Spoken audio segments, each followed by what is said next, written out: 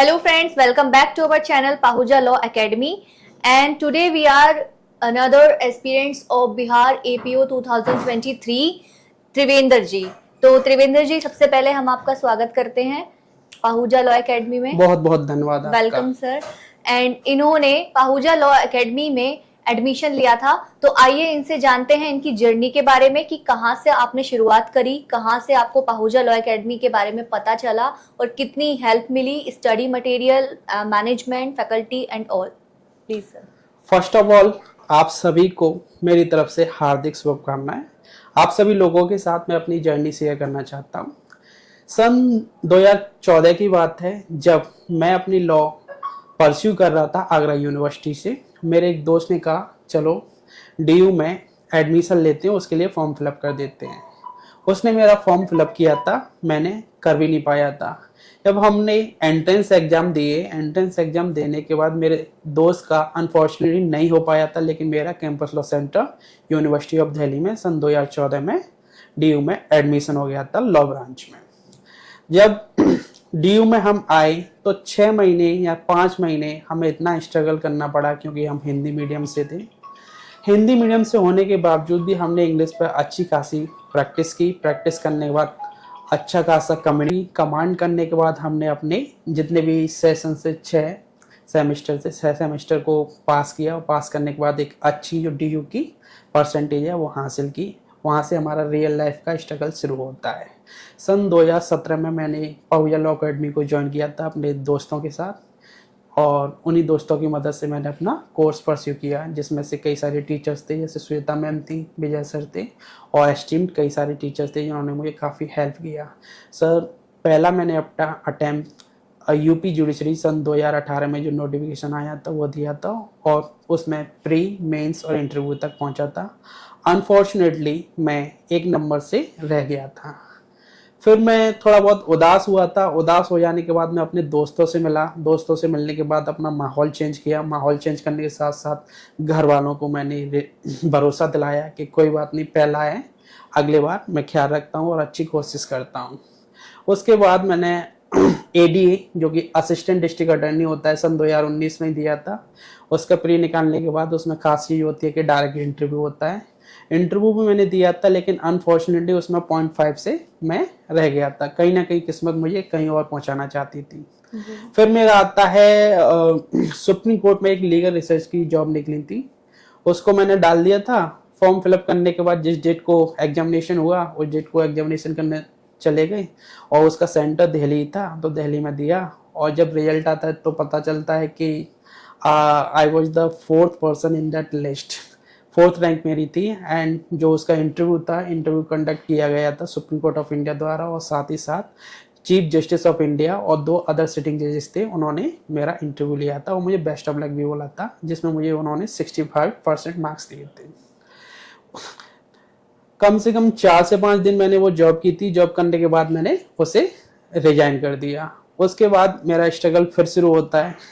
फिर मैंने लिटिगेशन भी ज्वाइन कर लिया था साथ में। मैंने सोचा कि मैं थोड़ा थोड़ा प्रैक्टिस भी करते जाओ, और शाम को आने के बाद जो नोट्स बनाए हैं कोचिंग की तरफ से और अपनी खुद की मेहनत से और मेंटरशिप में सर की, वो नोट्स भी अपने रिवाइज करते जाओ।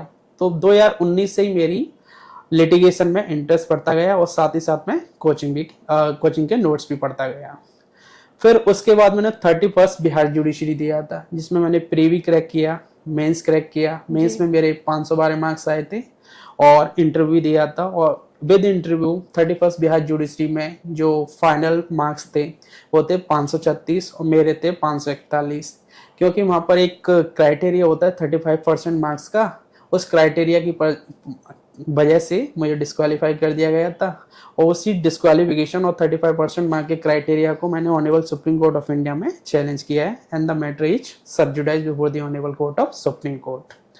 उसके बाद हमने ये बिहार एपीओ दिया था, जो 2020 की वैकेंसी थी। 2021 में इसका प्री हुआ था 6 फरवरी को। उसके बाद 12 से नवंबर में 2022 में इसका मेंस हुआ। मेंस का रिजल्ट आने के बाद इसका हमने इंटरव्यू भी दे दिया। तो इंटरव्यू देने के बाद आज मैं सक्सेसफुल कैंडिडेट की तरह बैठा हूँ। और 2023 में हमने यूपी जुडिशरी दिया था, प्री, मेंस और इंटरव्यू तीनों दिए। फॉर्चुनेटली मैं इंटरव्यू में भी पहुंचा, लेकिन उसके जब मार्क्स आए थे टोटल, तो मैं 3 नंबर से यूपी में भी डिस्क्वालीफाई हो गया था। थोड़ा बहुत ऐसे लाइफ में फेजेस आए हैं जो अनसक्सेसफुल रहे हैं, लेकिन उन अनसक्सेसफुल फेजेस ने मुझे इतना सिखाया है कि कोई भी सिचुएशन मेरे पास आती है जो डिफ़िकल्ट सिचुएशन है, उस डिफ़िकल्ट सिचुएशन को किस तरीके से मैं हैंडल कर सकता हूँ। उसके लिए मैं फिजिकली और मेंटली स्ट्रांग हो चुका हूँ। और ये मेरा 7वां या 8वां इंटरव्यू था जिसमें एपीयू में मैं 14th रैंक के साथ आज सक्सेसफुल कैंडिडेट के सामने आपके साथ बैठा हुआ हूँ। तो आप सभी लोगों से मैं यही कहना चाहता हूँ, आप जितने भी एस्पायरेंट हैं, अपनी दृढ़ता के साथ, डिटर्मिनेशन के साथ आप अपने फोकस करते रहिए।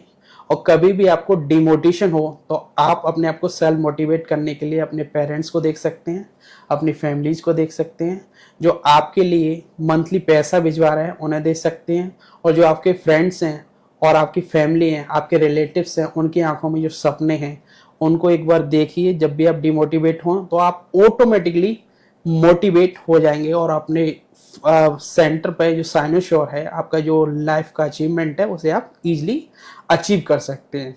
तो thank you very much. Okay, then आपने पाहुजा लॉ एकेडमी को 2019 में ज्वाइन किया था। 2017 के स्टूडेंट हैं आप, और 17 से शुरू हुई आपकी जर्नी, 23 में जाके खत्म हुई। इस बीच कभी आपको ये लगा कि मुझे बहुत लंबा टाइम हो गया है एकेडमी में, मतलब होता है ना कि बहुत से कि मतलब एडमिशन हो गया, 1 ईयर का कोर्स है, उसके बाद नहीं, तो फिर उसके बारे में आप क्या बोलना चाहेंगे? जैसे कि मैम ने कहा, सन 2017 में मैंने पीएलए को ज्वाइन किया था, और जैसे ही मेरा सिलेबस कंप्लीट हो गया, सिलेबस कंप्लीट हो जाने के बाद टीचर्स ने मुझे गाइड किया कि आप इन नोट्स को सिनॉप्सिस बनाइए। सिनॉप्सिस बनाने के बाद मैंने सारे नोट्स को रख दिया। सिनॉप्सिस का सिंपल सा मतलब हुआ है, अगर 10 पेजेस में कोई कंटेंट लिखा हुआ है तो आप अपनी एनालिसिस पावर का यूज करके उस 10 पेजेस के कंटेंट को कैसे एक पेज में कंटेंट में उतार सकते हैं और उसे मेमोराइज कर सकते हैं। इसी बेसिस में मैं चला था। वो सारे सिनॉप्सिस बना के मैंने अपने सब्जेक्ट्स के, क्योंकि मेरा फोकस था यूपी जुडिशरी, बना के रख दिए थे। रात को जब मैं लिटिगेशन से थका हुआ आता हूँ तो शाम को 15 से 20 मिनट उन सिनॉप्सिस को मैं देख लेता हूँ, और देखने के बाद मैं सो जाता हूँ। ये हुआ था। और जहाँ तक रही मेरी बात, सन 2017 में मैंने पीएलए को ज्वाइन किया। ज्वाइन करने के बाद 2018 में मैंने छोड़ दिया था, लेकिन मैं पीएलए से हमेशा टच में रहा था। जब भी मुझे नोट्स की आवश्यकता होती थी मैं कॉल करता था। स्टाफ यहाँ का बहुत कोऑपरेटिव है, बिना किसी झंझट के मुझे नोट्स दे देता, और जो भी चीज़ की आवश्यकता होती थी वो सारी चीज़ें उपलब्ध करा देती थी। तो जब क्लास की बात करें, जब आप क्लासेस करते थे, तो जब क्लास के अंदर का जो बैच साइज था, जैसे मान लीजिए कि बहुत सी एकेडमी होती हैं जो पूरी क्लास भरी हुई है, बच्चों का नंबर ही नहीं आता, वो अपने डाउट ही क्लियर नहीं कर पाते हैं, तो आई डोंट थिंक कि आपको यहाँ पे ऐसा कोई सिचुएशन फेस करने को मिला होगा। जहाँ तक रही, कोई ना कोई सब्जेक्ट है, और लॉ के बारे में ऐसा कहा जाता है, जब आप किसी पर्टिकुलर सब्जेक्ट को पढ़ते हो, उसमें सेक्शंस होते हैं, सब सेक्शंस होते हैं, प्रोवाइजो होते हैं, फर्दर प्रोवाइजेस होते हैं, और जब तक किसी कैंडिडेट के माइंड में डाउट नहीं होगा तो इसका मतलब है कि उसे कुछ समझ में नहीं आता।